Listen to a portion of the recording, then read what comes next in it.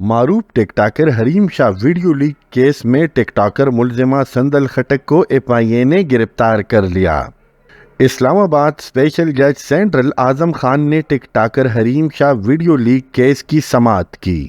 اس دوران مدعی حریم شاہ اور ملزمہ سندل خٹک اپنے وکلاء کے ہمراہ عدالت کے سامنے پیش ہوئیں۔ اس دوران ٹک ٹاکر حریم شاہ نے اپنی لیک شدہ ویڈیوز اور تصاویر کمرہ عدالت میں دکھائیں۔ سماعت کے دوران اسپیشل جج سینٹرل اعظم خان نے دلائل سننے کے بعد ملزمہ سندل خٹک کی درخواست ضمانت مسترد کر دی۔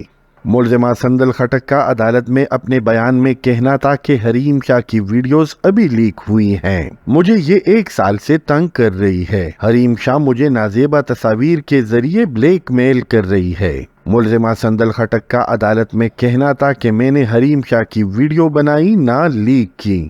دوران اس سماعت پراسیکیوٹر جنرل کا کہنا تھا کہ ٹک ٹاک پر کشمیر کی آزادی کے لیے ویڈیوز نہیں ڈالی جاتی۔ ٹک ٹاکرز جو ویڈیو بناتے ہیں وہ سب کو معلوم ہے۔